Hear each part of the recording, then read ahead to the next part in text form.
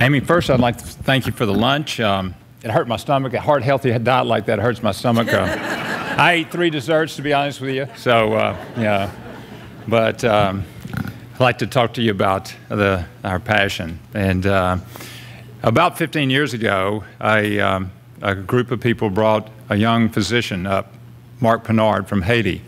And he said, "Clint, come on to Haiti." And I said, "Well, I don't have time to go to Haiti. I was busy going to Egypt, China, doing stints in all these exciting places, but Haiti was not on the top of my list." And finally, I said about 10 years ago, "Okay, I'll go. I'll go with you, Mark, to Haiti," because I heard unbelievable things about him. He was I did procedures on him. He did great. And so he took me to a pediatric clinic in downtown Port-au-Prince. And in the room, it was as big as that room right there. There were nothing but children dying of AIDS. And we had to pick them up and feed them, and I could feel the tuberculous lungs. They were so short of breath. And when when you'd walk by, they'd hold their hands up and just hungry for the human touch. And there's no humans to touch hardly at all.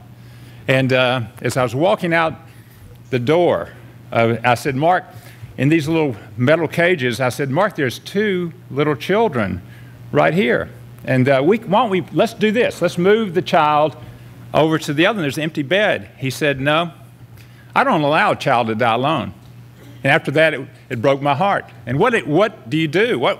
In the unbelievable poverty and the needs, unbelievable. So my wife and I began to fast and pray, asking the Lord to give us a vision about what it would be to help the beautiful children. Because, see, there's children, but no childhood.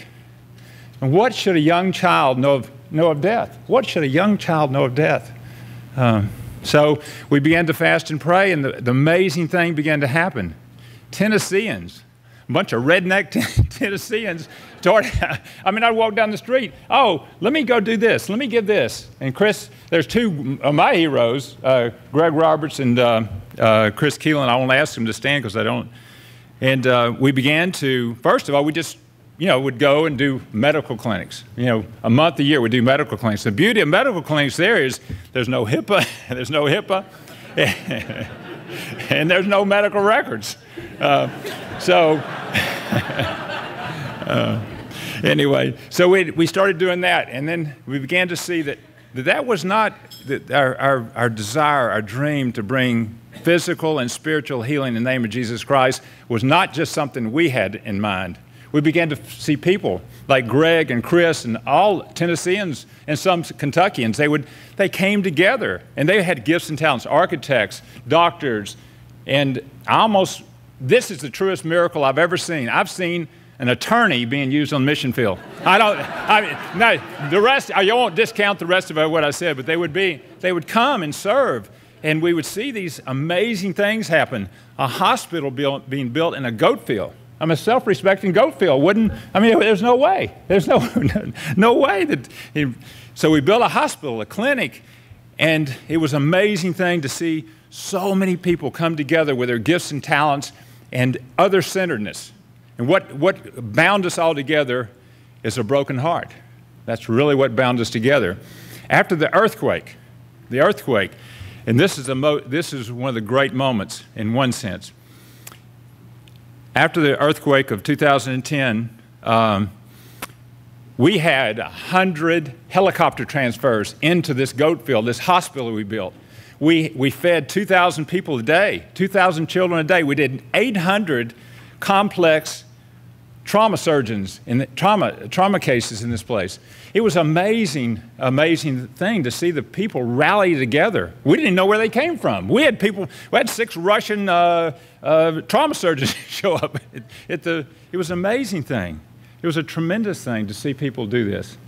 And now the thing is, what began to happen, and I'll tell you about May and Oakland in a minute, is once that was over, we thought, well, that's enough. Thank you, Lord. We just praise you that we were there at the worst moment of Haitian history. 250,000 people died in the Haitian earthquake. But that wasn't enough. We began to see children. Greg and Michelle had 2 children in there who had congenital heart disease. They died in their home. And we began to see, this is amazing. How is this happening? And so we began to think about a pediatric heart surgical program, which we don't even have in East Tennessee, in a goat field.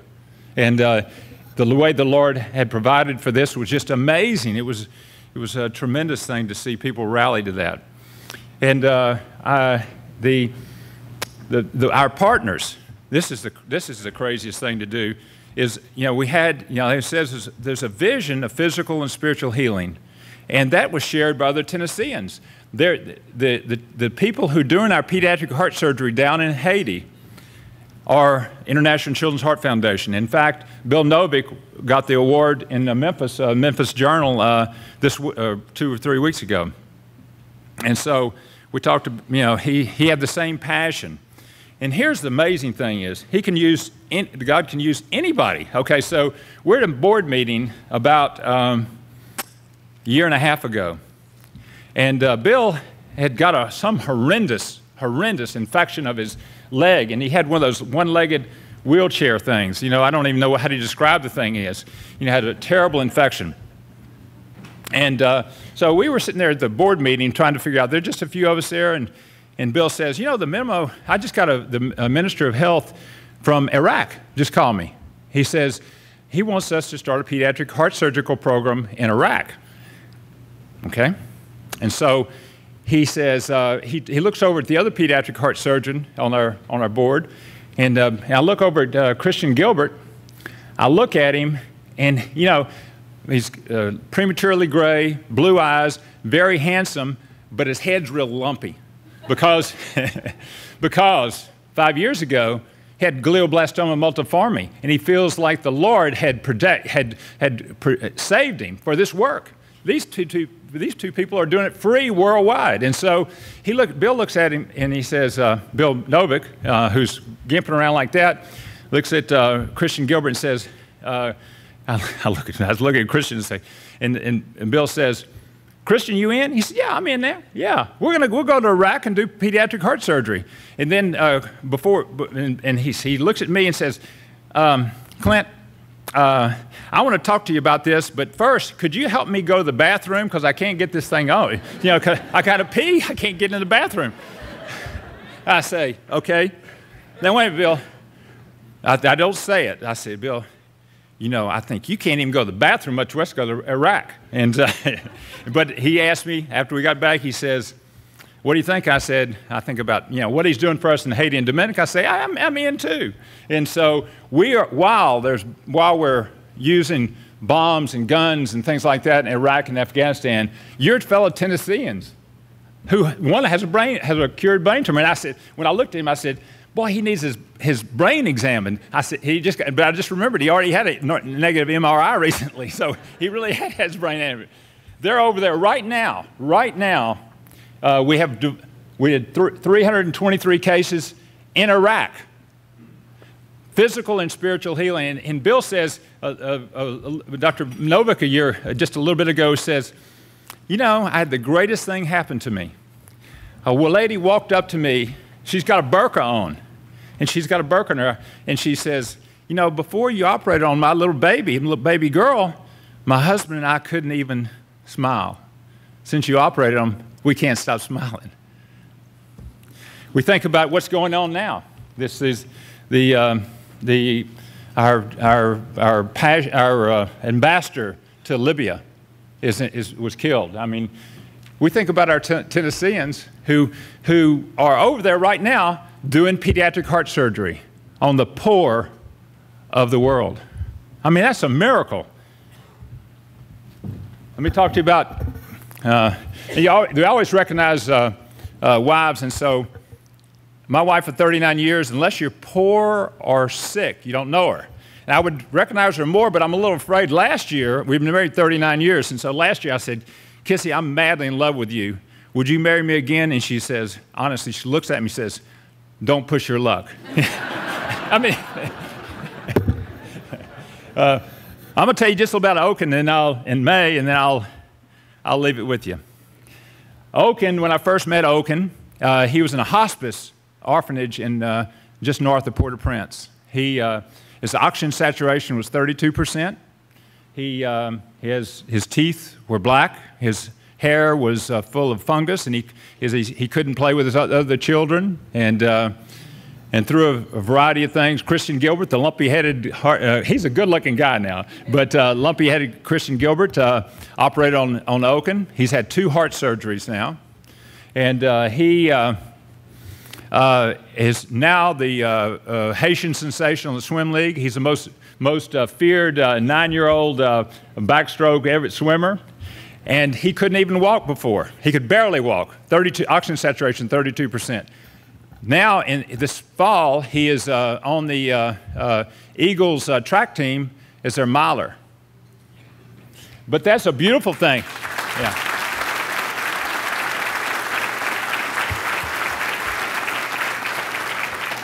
The more beautiful thing, though, is this, is his heart. And we had a death in the family, and they loved Oaken. And so before that, first of all, he's had 2 heart operations in different areas. And so first thing he always does is take his shirt off and starts running down the boulevard. And so he asked me one day what it took to be, we were talking about life and death, and he asked me what it took to be a Christian. He said, you have to ask Jesus into your heart. And so he said, I want to do that. And I said, well, wait a minute, let's wait for Kissy to go home. He said, no, I want to do it now. And he kneeled in the grass of Cherokee Boulevard and did that.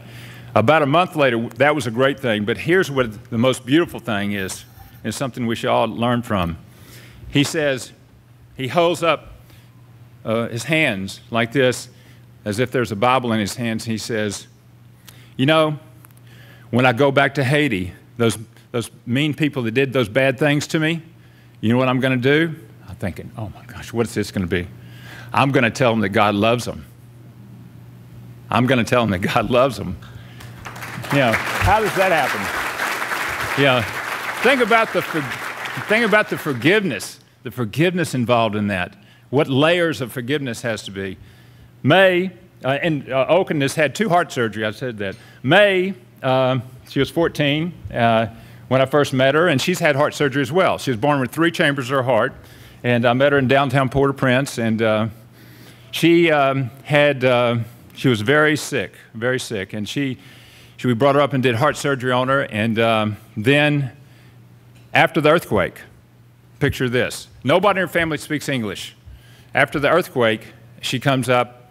We bring her to West. She bring her up because it was just so chaotic, so bad there, so bad. And so we enroll her in West High School, ESL. She makes 100 on the ESL exam. She makes all A's her junior year. That's after missing 2 years of school, being sick and heart surgery. She makes 100% on her ESL.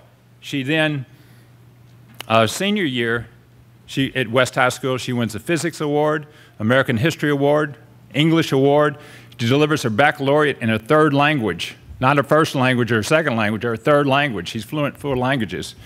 And she is enrolled in UT now as a junior. Her spring semester, last semester, she made all A's. But the great thing is this. In the spring, she mentors children at the projects. And she's a soccer coach. She wants to minister to our poor.